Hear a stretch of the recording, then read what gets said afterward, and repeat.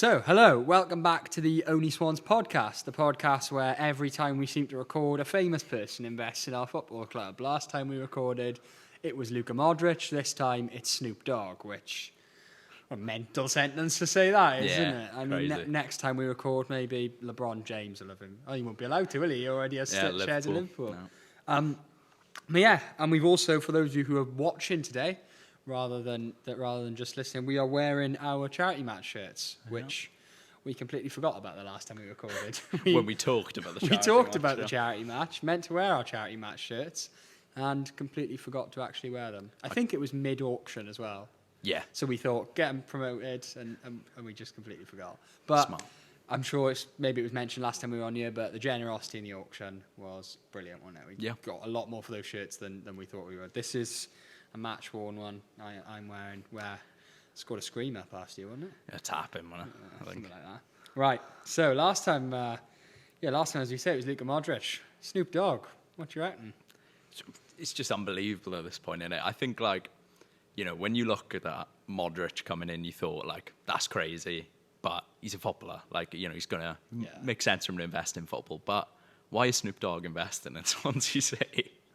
Well, I think some of the answer might lie with Scott Hochstadt, who's the is it the creator of Legends clothing? And he seems to have been pretty key in both the Modric and Snoop Dogg deal. But what I'm slightly baffled by, and I don't know if you can shed any light on this, is he doesn't seem to have any shares in the club. He's not an investor.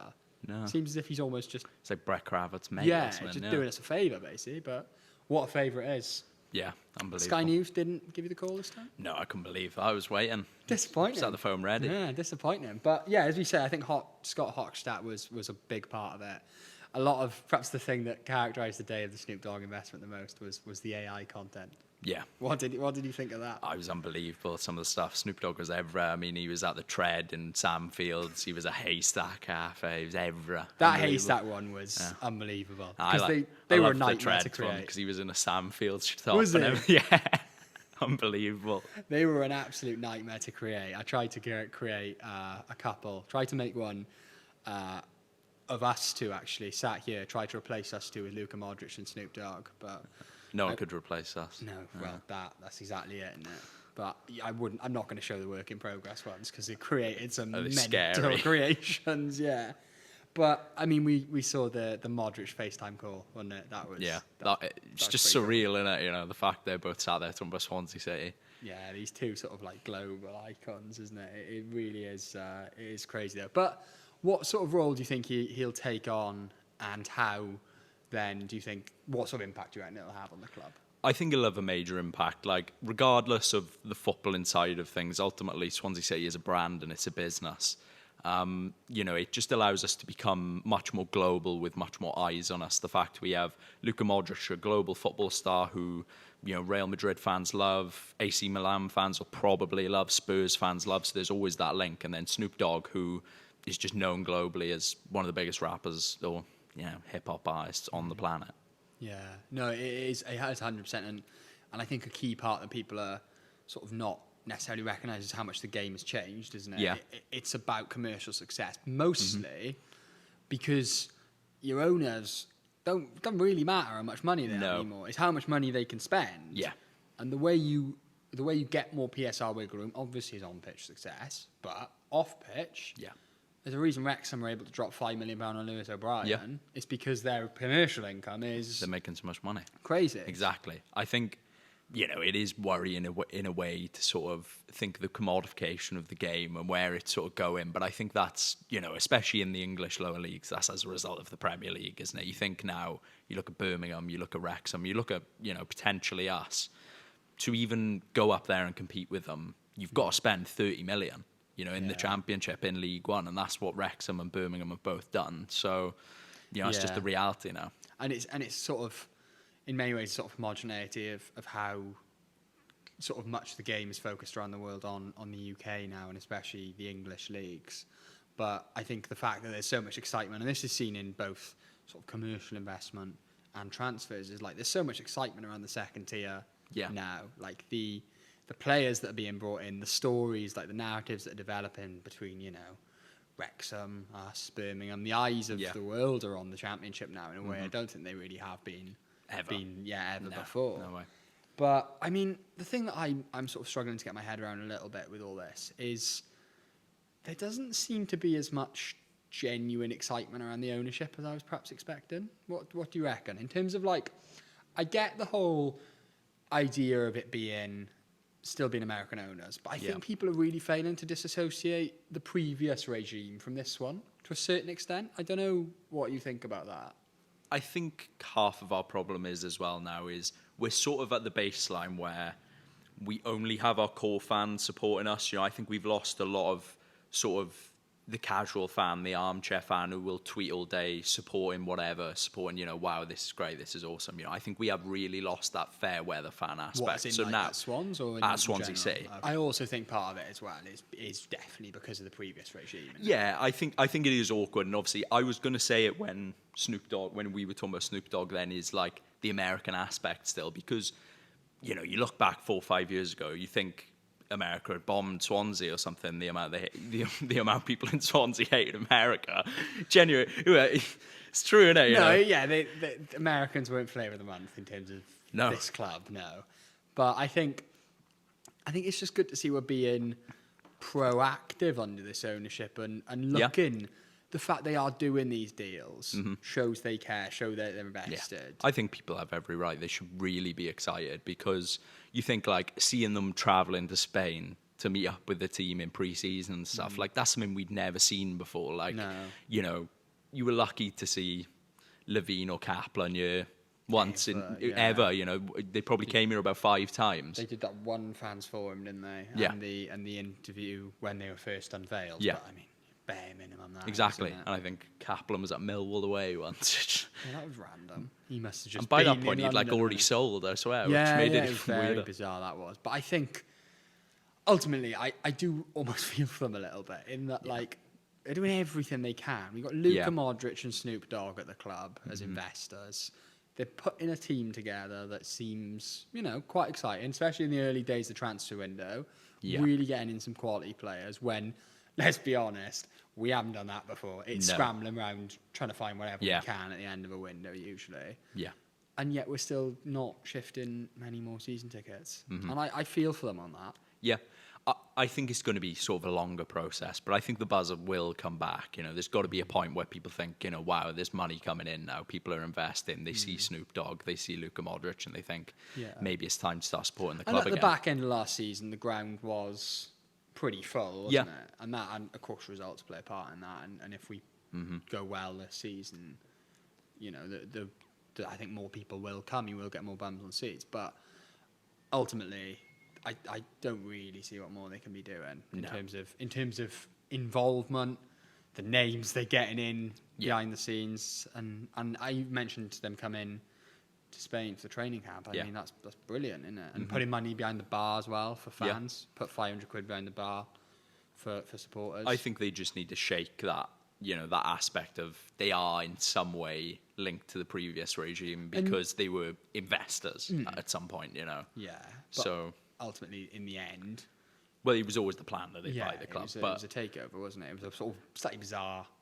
protracted way of doing a takeover, but I didn't think it was going to be one when they first came on. I thought, oh God, here we are, more investors. I hold my hands up and say that, but it's not been like that at all, has it? No.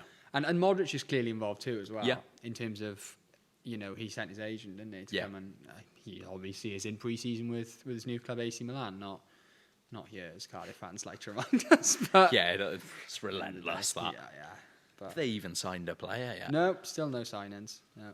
Crazy. Yeah, they've still not signed a player, and we've signed 6. So, and that leads us on very nicely to our summer business since we last spoke. So literally a classic case of, can I just say, something's going to happen tomorrow at the club. Something will happen tomorrow, because every time, the day after we record, the day in between us recording and putting it up, something happens. That something last time was the signing of Cameron Burgess.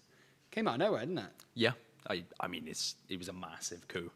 I think, you know, to see someone like him who had played, he played about 20 games in the Premier League last season, and Ipswich fans are clearly gutted to see him go. coming year. It just feels like a signing that we haven't made for so long, like a real statement marquee signing, especially for centre half, which, you know, I think that's the place where we needed to make a big marquee signing, losing Harry Darling. And it was a sort of, as you say, it was every bit the perfect signing. Yeah. A player who played a lot in the Premier League last season, vast amounts of experience, naturally a left-sided defender because he's a lefty. I mean, I couldn't believe it when we brought him in. Yeah. It seemed a full international, you know, promotion experience. It just almost seemed too good to be true. Yeah. And a good age at that. He's, you know, 3-year deal. He's obviously approaching 30, but he's not there yet. But still, probably has plenty to offer. Yeah. I couldn't believe it, really. Yeah, there's not really much to say to it. You know, he's a fantastic player, and ultimately, as I said, it's a signing that I don't really ever expect us to make. No. It's the sort of player I've sat here and said I wanted us to bring in Yeah. plenty of times. Experienced heads who have had success, but that doesn't come cheap. So we've clearly pushed the boat out a bit for him, haven't we? Yeah, you know, we must be paying him good sum, but yeah, hopefully he'll be worth it. I think, you know, I don't see why it wouldn't be worth it. He's clearly got a bit of something about him as a centre half, and you know, ultimately it is something that we really needed with the departure of Harry Darling, which also happened after we filmed. Yeah, it did, didn't it? Yeah, that was very bizarre. A few days where it was announced that Yeah. Burgess was in, but Darling hadn't actually officially left the building Yeah. yet, wasn't it? But what do you think of that move? You know, at the end of the day, he's just gone to be with Liam Manning, isn't he? Like, he was going to go to Bristol with Liam Manning, and instead he's gone to Norwich. He's obviously on a lot of money there, and to be honest, I think Burgess is an upgrade. Yeah, So, well, the proof would be in the pudding, wouldn't it? But on paper, yeah, it looks like he an should upgrade. be. Yeah, 100%. And Norwich are an ambitious club. Yeah. There's a reason they were able to poach a gaffer who got a team into the playoffs last season. Yeah. So they're clearly going to be paying him a pretty penny. You can see their business this summer. They're making a real tilt at it. Yeah. And I think it's interesting that the clubs that were down to the final two for were Rangers and Norwich.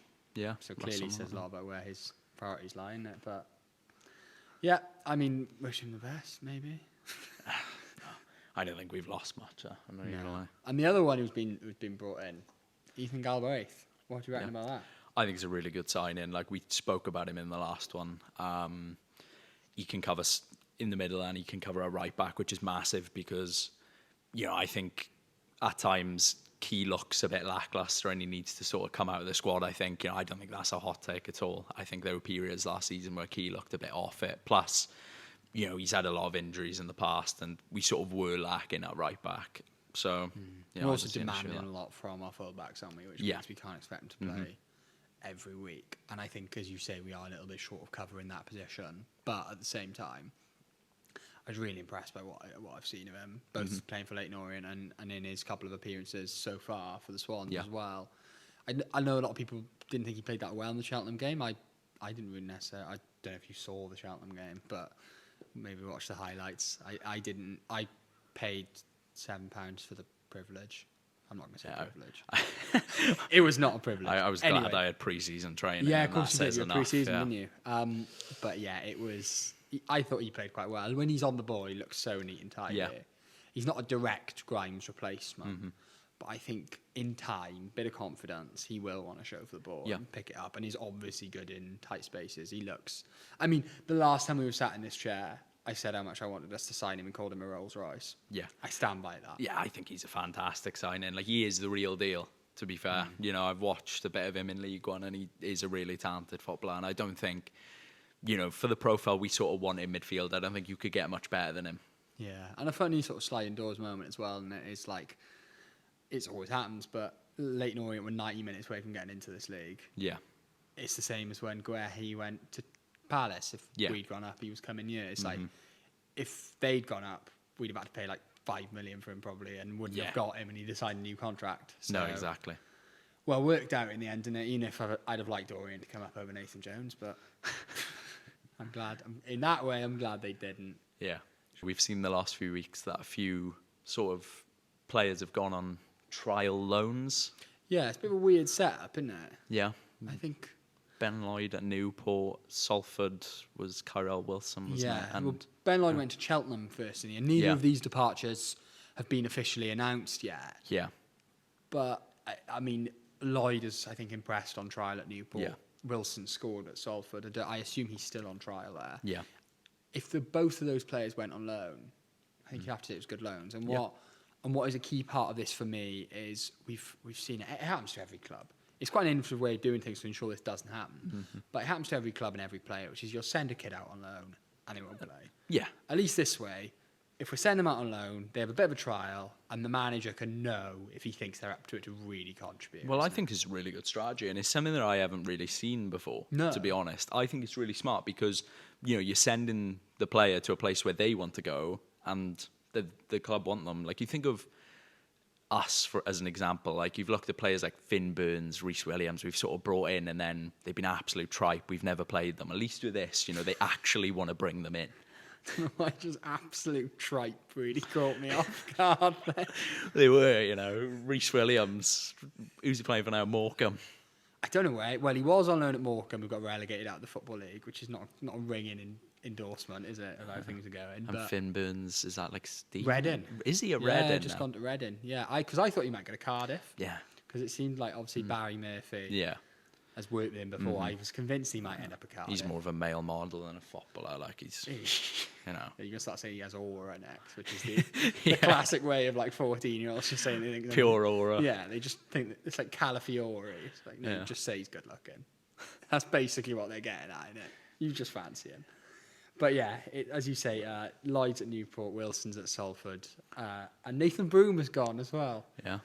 Build the statue. Yeah, I mean, an appearance. Great third choice goalkeeper. Will told us on the, our third Resident man. Wimbledon third man up. Yeah. But he was obviously brought in for March knew him. That's pretty much the whole reason. And now he's gone to Bolton, where if I had to guess, he'll never play there either, which is a strange. The weird thing about Broom's career is he left Wimbledon, wasn't it? Yeah. Because he wanted to be closer to home. Yeah.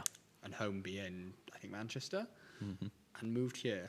Yeah. Which is a strange setup, but anyway. I find it really interesting because obviously it's like a big concept on Twitter that like the best job on earth is being third choice goalkeeper, but that's how like Liverpool for Freddie Woodman or Man City for Scott Carson. Like, must be a bit depressing being the third choice keeper. Yeah, being the third choice down the pyramid, isn't it? But I wish him the best. But yeah, 100%. The thing I always remember about Broom, the only sort of memorable moment was when his like slightly sort of tragic statement in his first interview, and he was like, "What's your aims for the season? And what's your aims for the club, or whatever?" As they always ask in the interviews, and he goes, "I just want to get on that bench." Like, no way. Not having high hopes. Yeah, that's unbelievable. Yeah, it was like he did say it in a sort of slightly sarcastic way, and he did make it on the bench a couple of times. I think he did get on that bench when Fisher was injured, wasn't it? But yeah, never made an appearance, and one I imagine we'll struggle to recall in 5 years' time. We'll always remember him. We've had a lot of keepers. Yeah, we have. The last few years, like a revolving door. If Fisher does go out, as I imagine this summer, we'll have to sign another keeper. Yeah, because obviously McLaughlin's gone as well. Yeah. He made one appearance actually, didn't he? Worst appearance. Yeah, an unforgettable appearance for all the wrong reasons, really. Where would you say, in terms of, obviously we've lost a couple of players, but no key departures as yet. Mm-hmm. Where would you say in the squad do you think we're still a little bit short? Because I think there's a few areas. Mm-hmm.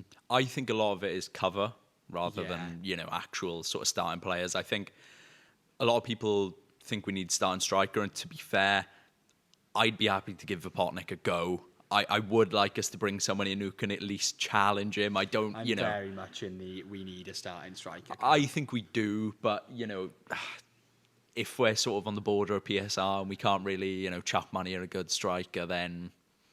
And the only thing that does worry me about throwing money at a striker is there's a classic. There's a lot of clubs who seem to be going in for a sort of classic number 9. Yeah. Which I'm not sure is necessarily the right fit for us, because we kind of have that in Vopotnik in many ways. And they are throwing a lot of money at those players. Yeah. And do you know what? For once, I think for years now we've used loans awfully. We've used them to sort of be the basis of the squad. You look at that Steve Cooper season. But for once, I think we've already built the foundations to the point where we can bring loans in and them us not be too reliant on them. So I wouldn't mind if we brought in a striker on loan. I think I definitely like to see a left back cover loan, unless we were to find a cheap one abroad. For a loan, you know, you mentioned the Samuel or whatever from Chelsea he's actually gone before. to Strasbourg now. Is he? Yeah, he always going to Strasbourg. Oh, yeah, true. A silly fee. But that sort of moulder player. Yeah, Galvez at City is one I thought of as well.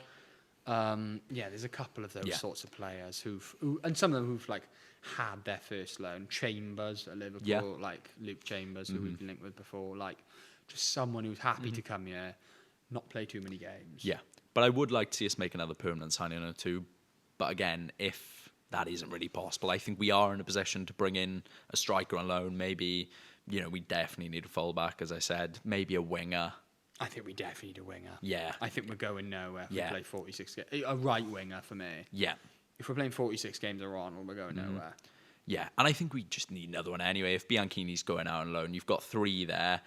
Ji-sung is injured at the moment, and but I think on the left would be fine between Inusa, Ji-sung, Inusa and Congreve from player because I don't think he'll go out on loan. No, I think he'll stay. Yeah, and I think that side's fine. It's the other side I really worry about because it's just Ronald and Parker can play as well, but I wouldn't be relying on him yet. And not only do I not think Ronald is anywhere near consistent enough, is probably the charitable way of putting it. I also think we badly need some cover there because he looked shattered at points last season. He played it pretty much every game. I think it gets to a point where you do need depth, and we have done a good job of bringing depth in. I think it's one thing that for once, and I said it a few weeks ago, I like that we're finally looking at, like the Ricardo Santos signing. People might not like it very much, but it's just depth. I think I looked at the bench the other night and that did concern me. Yeah. Obviously, we were without Ben Cabango, so Santos had to step up, and suddenly we're and Lissa was out as well. Yeah. Who is a name, obviously hasn't played any senior football, but is a name people will recognise. On the bench, On the bench, whereas without Lissa and without Cabango, and obviously Santos came off injured as well, we are looking so light on the bench. Yeah. It is worrying. Like, there were with all due respect to Yestin Jones and a couple of the other youngsters, there were names on that bench who I never heard of. I didn't know who Yestin Jones was. Obviously, Arthur Parker, we've heard these names, and hopefully they'll be stars of the future. But I'm going to say they probably aren't ready yet, and I think that kind of showed a little bit. Yeah. Obviously, the huge caveat, it's pre-season, and there's no shame in them not being ready. These are kids. Yes. But and they should absolutely be getting minutes to test them out in men's football again 100%. With our own squad instead of sending them out on a loan straight away. But at the same time, we are looking very light. I think, as you mentioned it there, and it is a good point of the loan situation, we can afford to get the loans in I think so. I do think as well, I think, as you say, one more permanent. I think we're 4 short in my eyes. I don't know whether you'd agree with me on those positions. I say left back, centre back, right winger, and a striker. That's right. Yeah, I completely agree, to be honest. I'd probably go. And keeper, obviously, if Fisher goes leaves. Out, but as it stands, we're fine in terms of a number 2. I think Fisher is. I know he's got his critics. He's a fine number 2. He's fine as a backup. He showed in Scotland last season that he can has something about him. Performance against Celtic. Very unpopular, but something about him in that he has enough to be a second choice keeper. He can very easily be a second choice, and ultimately, when's his contract run out? Next year, 2026. He signed a really long contract. Yeah, it was like 4 years. Yeah, 4.5 years. Same as when Whittaker first came, which is like some of the longest contracts we ever handed out. I think is Inusa on it. Inusa's on a 5-year, isn't it? Yeah, he's 2030. He's the only one weirdly this summer that we've handed a 5-year to. So says that we rate him, doesn't it? Yeah. But yeah, I think, as you say, there's a couple of areas we're still certainly short. After a long wait as well, and we had the kits come out in the end. We've had the home and the away, not the third, even though we've all seen it. Yeah. What do you reckon about the kits? I think they're really nice. I think, we have smashed them out of the park, to be honest. At first, I wasn't a big fan of the home. I don't like that badge situation, although it is sort of, it's meant to be semi-similar to the one that they're trying to, recreate. But I think it does look a bit strange. I think they could have put like a border around it, maybe, a black border. Yeah. But I think they are really nice. And like, I'll be honest, I'm a massive Joma hater. I despise Joma.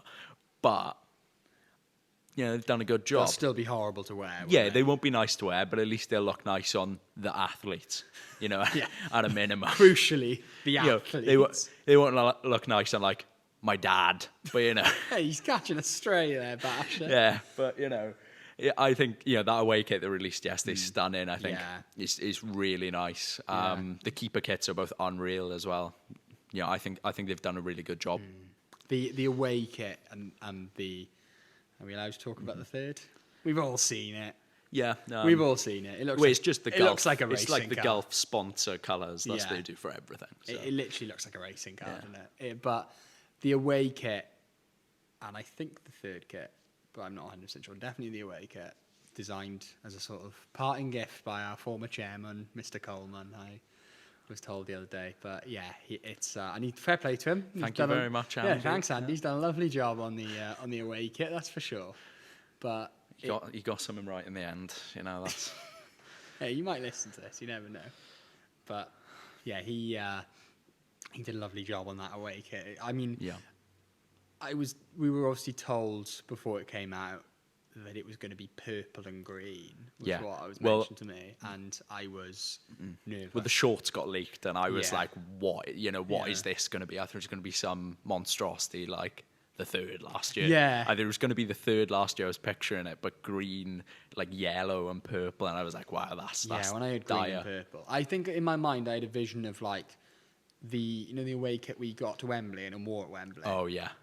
I had a vision of that, but in green and purple. Yeah. I don't know why, and thought this is going to be a But monstrosity. they smashed it out of the park. It's a really It's also nice not shirt. purple. Yeah. It's maroon. Maroon, yeah. It's really nice. That is one of the nicest kits I've seen us release. I like the badge 100%. as well. The I badge think is the badge awesome. looks really good. I wonder if that's a sort of soft launch as to transition fully to that badge. We change our badge a lot. Yeah. I think people, neutrals, will be very confused. Fair enough. Forever we've done it as well. Yeah. Like, have you seen the list? We've got about 100 badges. We It's can kind of never crazy. completely change our badge. So I'm just looking at our Yeah. chests now. No, I think we have one of the best, like our current one of the best badges in Planet Football. I think it's like... I think we have one of the best badges. I was saying around this as to my well. girlfriend the other day. Like, if you removed the name from every badge in the world, if you were just a casual football fan, you wouldn't be able to recognise many. But I think, like, if you knew what Swansea was, a swan, just like the way our logo is a pretty big giveaway. I think it's a really cool badge. Oh, I think it's one of the best. And I think we've got a really good badge as well on the channel, which I keep referencing. Made by me at 14. Yeah, so you did well on take that. Fair play. And the black and white as well. It's I think these kits, I know we talked about it, they were a hell of a purchase. Yeah, they're unreal. Yeah, Picked on Sports. Picked on Sports and Connectly for all your bit of free advertising for all your kitwear needs, isn't it? Yeah. But yeah, I think the home kit for me is not a classic. Mm-hmm. I think it's... You made it, didn't you? A concept of what it would look like with a black sponsor. Yeah. And I get, obviously, it's branding. Yeah. But it would look so much better. Oh, it would look so good with a black sponsor. I thought last year, like, it was extremely rogue, and it's one of the first times I've ever seen a club do it. Match their trim based off their sponsors' colours. Yeah. I thought that, and it looked nice. It did look nice, but I thought it was really strange.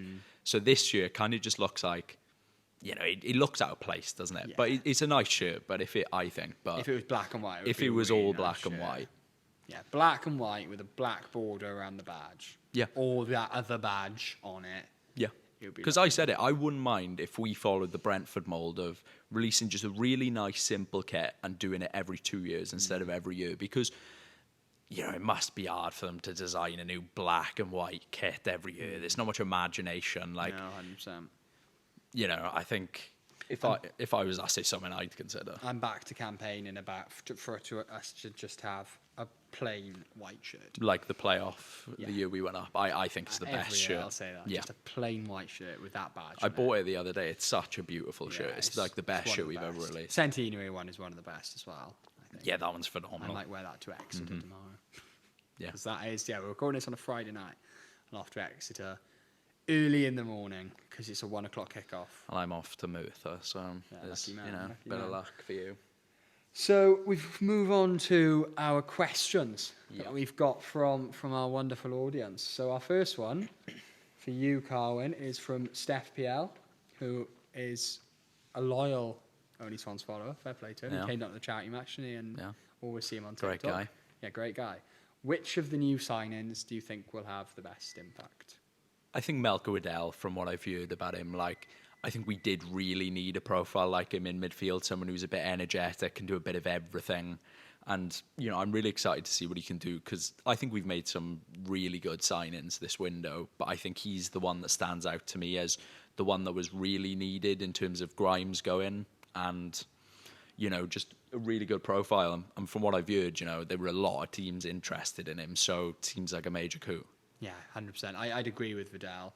I'm also pretty excited. Obviously, Burgess will have a big impact, I think. Obviously, you know, injuries happen or whatever. Someone might well be on the end of an injury who we're really excited about, but hopefully not, and all being fit.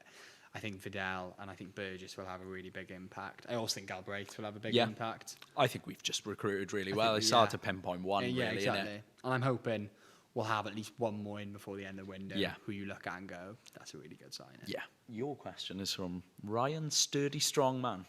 Fantastic name. I'm going to assume that's his job as opposed to... I'm going to assume his last name isn't Strongman. Who knows? Who knows? Do you think we should have stumped up the cash for O'Brien after his performances last season? No. To put it simply. £5 million is a ridiculous amount of money to pay at this level on a midfielder who we are quite strong in midfield. We have a lot of midfield. We bought his replacement in January in Vidal. It's obvious that they are a similar profile of player. You can see that when you look at the numbers. You can see that when they play. So I don't really see what add-in O'Brien would have done other than give us a hell of a lot of depth in midfield, 100%. But one of Franco, Vidal, Galbraith and O'Brien would always have to miss out then, unless you play Galbraith at right back. But even still, the only thing that worries me about our midfield at the moment is how short they are. Yeah. And Lewis O'Brien does not. Lewis O'Brien does not solve that problem. No. And I think there was so much competition for him.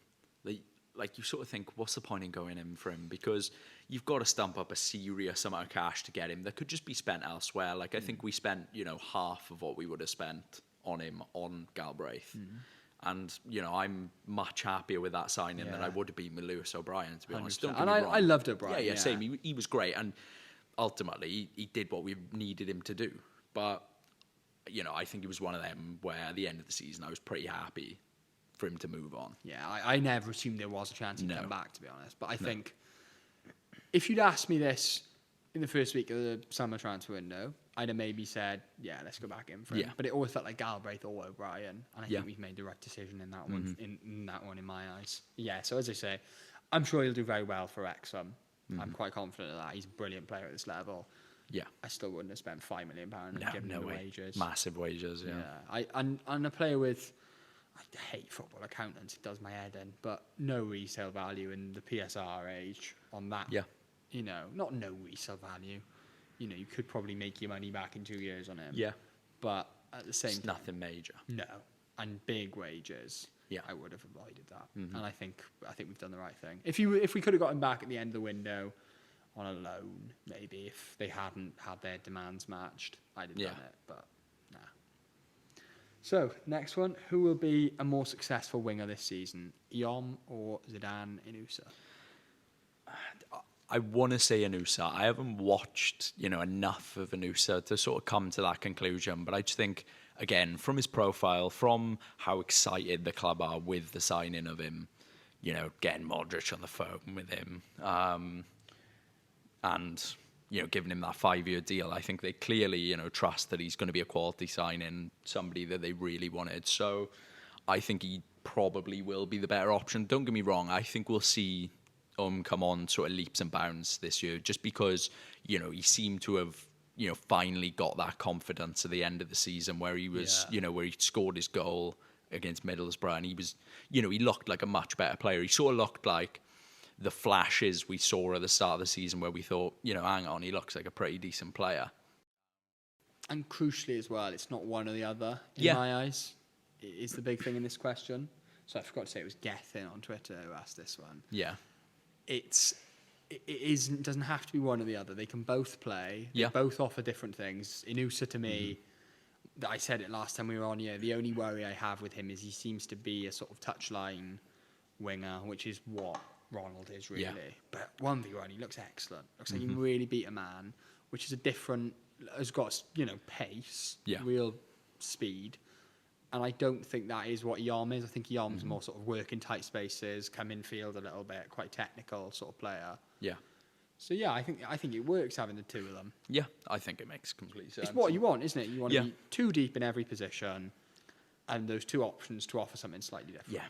Yeah, 100%. And if there's ever a shape shift, can go into the middle. So, it makes no difference. Yeah, I'd agree. I think they're both going to have a role to play. I'd like to hope. I think Anus will probably get more in terms of goals and assists, but on maybe overall performances, just because Yom's in his second season now. I hope he's bulked up over the summer as well. That's the big thing. 100%. I'm sure he has. Right. Sir Bacon on Twitter has asked, can you see Swansea being a regular Premier League club in the next few years with our new ownership structure?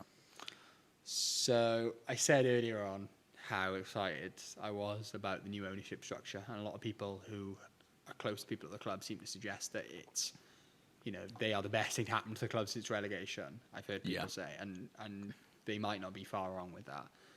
But at the same time, I think the Premier League is such a close shop these days. Yeah. There are clubs with more money than us, more pulling power than us in your Birminghams, in your parachute teams. And I think we might well end up in a bit of a vortex of about the same 5 or 6 teams constantly going up and down. There is such a gap between the two now. Yeah. I don't think we're the ones to break that mould.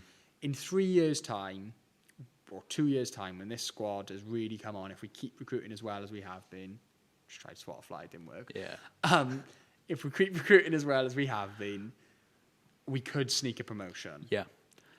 Do I think that means we're a regular Premier League club now? I don't think there's such thing as a championship team coming up and being a Premier League regular now. I think Brentford could well have been the final one because, it's just football just isn't the same anymore. They've made such a big gap between sort of the mid-table clubs and championship clubs. Whereas before, even when we were a mid-table club in the Premier League, we were never that far away from first, to 6th in the championship. But now, clubs like Crystal Palace are above any championship side because there's just so much money and they've been in the league so long that they've had so much time to recruit and build. Ironically, you say that about Brentford being the last ones to break that mould. I also think they could be the first ones to break the mould in terms of coming back down again now because I think they could. They as well. look weak. Yeah. But that's obviously, that's a different it's a different podcast to ours. But it's I do think, and it's a bleak outlook, and that's no reflection at all on where I think this ownership is succeeding and what they're looking to do. I think it's more a reflection of the state of football these days. And I mean, we'll see in the next few years how it goes because at the end of the day, you've had a few really strong clubs go up this year, but still, they're loaded. You look at, we discussed it earlier, how sort of football is becoming now, if you want to get to the Premier League, you need to be spending 30 million in League One and the Championship combined. You look at Huddersfield this season, how much money they're throwing about all of a sudden. Birmingham last year, Wrexham last year. It's all the same. That's just the reality now. And the best way to go up obviously is 2 automatic promotion spots. 1 out of the last 10 teams to be automatically promoted out of this division, which was Ipswich, was a non-parachute team. If you aren't in amongst that group of that clutch of sides, a non-year 1 or year 2 parachute team, you have to go back to Leeds before that under Bielsa. It is a closed shop. Yeah. And I'd love to say we're the ones to break that mould, but I just don't think we're I hate the term big club, but there's a lot working against us in terms of geography, in terms of fan base. I don't think we're going to be the ones to break that mould, sadly.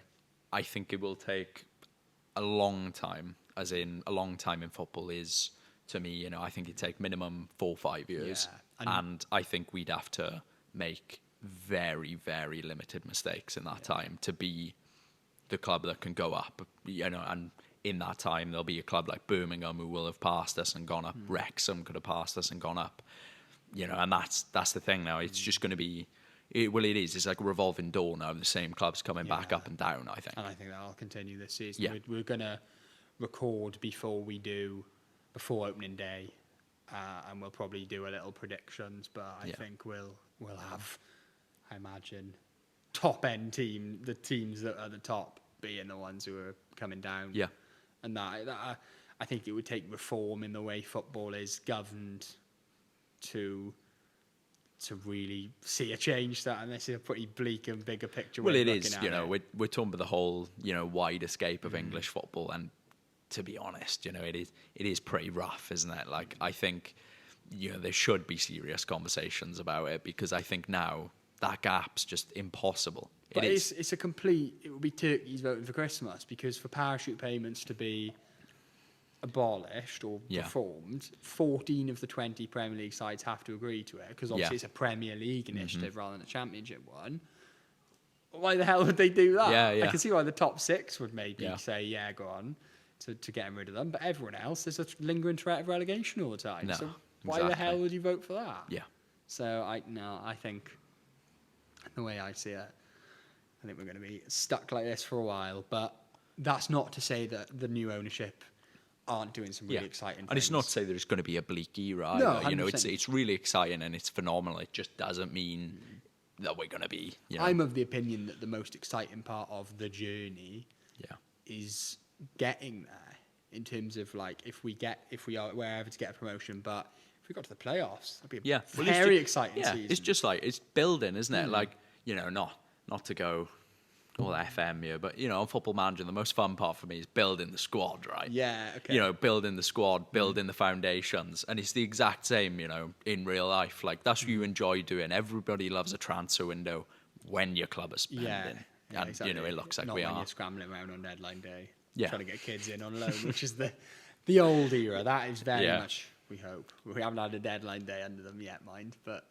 under the new structure, but not this era. But I don't think that's how it's going to turn out. But it's quite a bleak way to end it, isn't it? It's like a sort of bigger picture state of football. Yeah. Oli and Carwyn call that the state of British football. Yeah, but as you say, no bad reflection on the owners by any stretch. A bad reflection on the way football is 100%. Yeah.